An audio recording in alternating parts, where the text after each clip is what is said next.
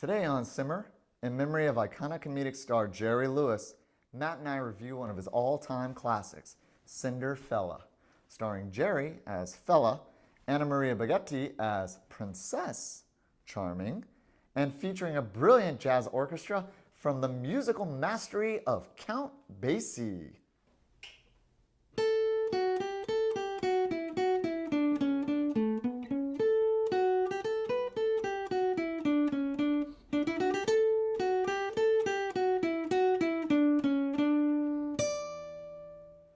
In the first of our 3-film tribute to Jerry Lewis, we view a Lewis masterpiece, Cinderfella, produced 5 years after the legendary split from straight man Dean Martin. Lewis's comedic genius is in full display with this reimagining of the classic Cinderella story.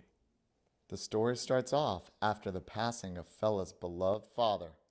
Fella's left living with his 2 evil stepbrothers, Rex and Maximilian, and his wicked stepmother, who regularly takes advantage of his good-natured kindness.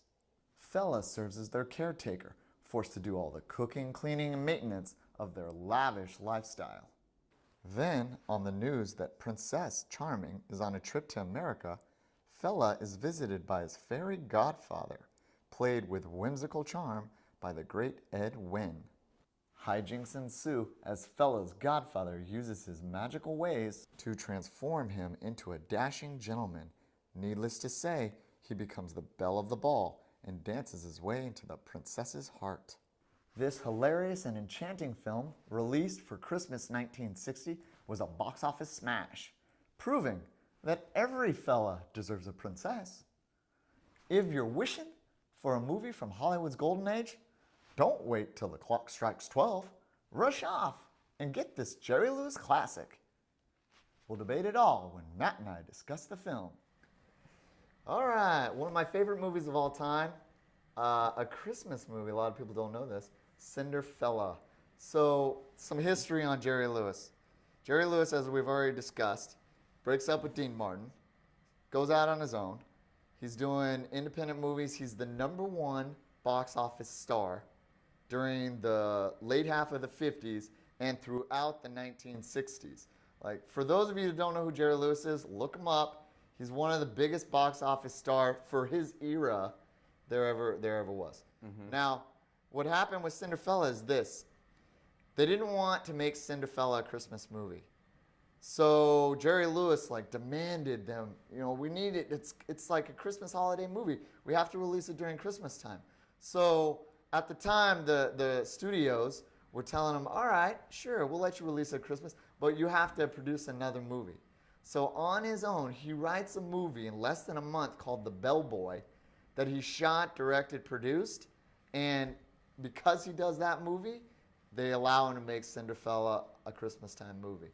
So, and it goes on, Cinderfella goes on to be one of the top box office draws of that year. I think it was 1961? I think it was 1961. 61 or 63. So, well, the date definitely shows up in the film. This Cinderfella is a classic take. It is. On the Pygmalion Cinderella story. Yes. Flipping it to Cinderfella. Directed by, what was the director? Frank Tashlin? Yeah, something Frank like that. Tashlin, yeah. Yeah. I think he did a great job. One of my all-time favorite movies, Cinderfella. It was pretty good. I liked it. Did you like it?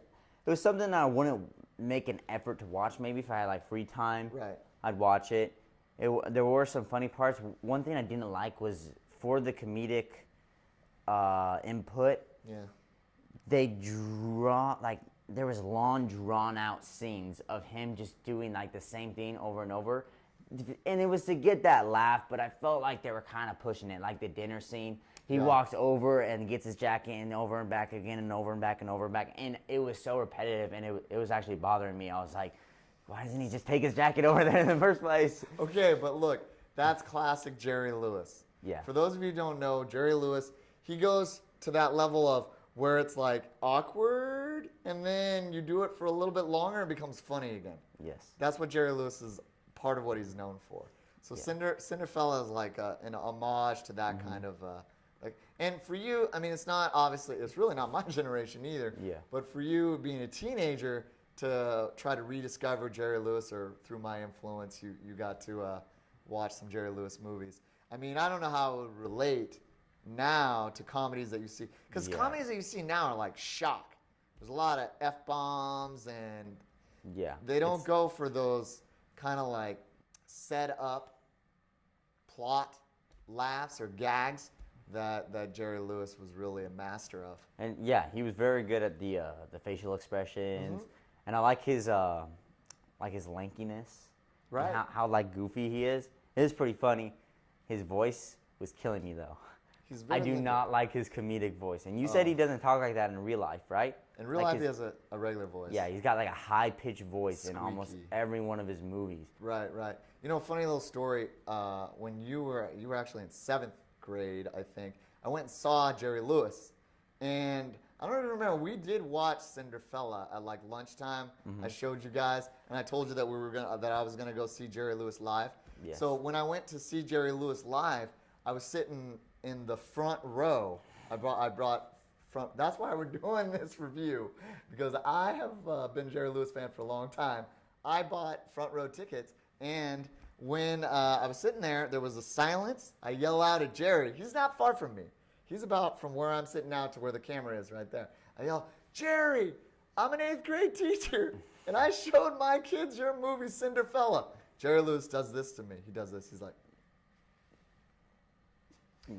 yeah, you told us like 5 times. I had a moment. All right? That's appreciation right there. So if you're a big fan of Jerry Lewis, this might be one of his better solo outings without Dean Martin. A lot of people like Jerry Lewis teamed with Dean, but I think this is one of his better solo. We're going to review The Nutty Professor later, and The Nutty Professor is in the American Film Institute. Everyone says that's his best film, like his apex. So I think it's Cinderfella, but anyways. Cinderfella. This is a solid movie. Of course, all of Jerry Lewis's movies are pretty solid. With the comedic input, his facial expressions, the way he just forms all of his jokes with all of his actions, his body movements, his eyes, his mouth, like what he does. It's just funny, and eventually it pulls a laugh out of you. This is the first movie not the first, but one of the movies that he did actually without Dean Martin's, and you didn't see that chemistry between them where they play off each other, but really you didn't need to, because he did fine all on his own. The storyline was just like Cinderella, except gender roles were switched, except there was still an evil stepmother, and the way they mistreated him was comical as well. I highly recommend seeing the movie, and so you can know what I'm talking about. It's a good movie, and I recommend watching it. Those reasons, I give the movie a 95% A. And now for my final grade of Cinderfella. I want to start off by saying that Jerry Lewis passed away about a month ago in August 20th of 2017. Sad day, but he lived to be 91, so old. He was pretty old, so good life. And he had a great life. I chose to review Cinderfella first because it's one of my favorite movies. It occurred about 4 to 5 years after his split with Dean Martin. And he was producing, acting, writing, directing. He created a whole new system called the video tap or video assist that allowed directors to immediately look at whatever they shot on a display screen. He's the one, he invented that for, I think, The Bellboy and Cinderella around the same time. He produced them both around the same time. So not only was he this comedic legend, he was also an integral part of Hollywood developing and evolving. He taught at UCLA. He taught the likes of Francis Ford Coppola, Steven Spielberg. I mean, several big directors that are big today are partly based off of Jerry Lewis's brilliance. So when he's making this movie Cinderfella, though, I just really enjoyed the story, the reimagined take that he took on the Cinderella story. He kind of flipped the narrative in his own funny and precarious ways at times. I thought it was great. I thought it was great. Another thing that I really enjoyed about this film is Jerry singing. So in earlier films with Dean Martin, Dean would always be the main focal point. He'd be the singer, right? The crooner. But in this one, it's all Jerry. So the songs are Jerry singing, and he has a really good voice, in my opinion. And the songs are catchy. They're G rated, so anybody can watch them. That's Jerry Lewis. He was a G-rated performer for a lot of his films. Another great thing about Jerry was just his willingness to his craft. When he runs up the steps in that epic dance scene near the end, he actually, off screen, he's said to have a heart attack. And he had to go to the hospital because he was being overworked, and it was his first heart attack. He had like 3 heart attacks. That was his first. So me telling you this is the guy was a workaholic. I mean, you don't get to be a comedic genius by just sitting around. I mean, you have to put in the time, and Jerry was one of those guys. Just like all geniuses. I mean, they just don't wake up genius. They're putting in the effort. They're practicing. They're honing their craft. I mean, they stay up late nights, and they're working harder than everybody else. That's why they're up there. They have natural talent, sure, but I mean, they're also putting in the effort. There are a lot of people that have natural talent that aren't at the top, right? Talent's only going to get you so far, and the rest of it is this amazing work ethic. So you need them both, and Jerry was a guy that had them both. So that being said, I love the film Cinderfella, and my final grade for this film, obviously, is going to be 100% A+. Well, thanks for watching. Remember to click and subscribe, and also remember this: if it's cool and hot, it simmers.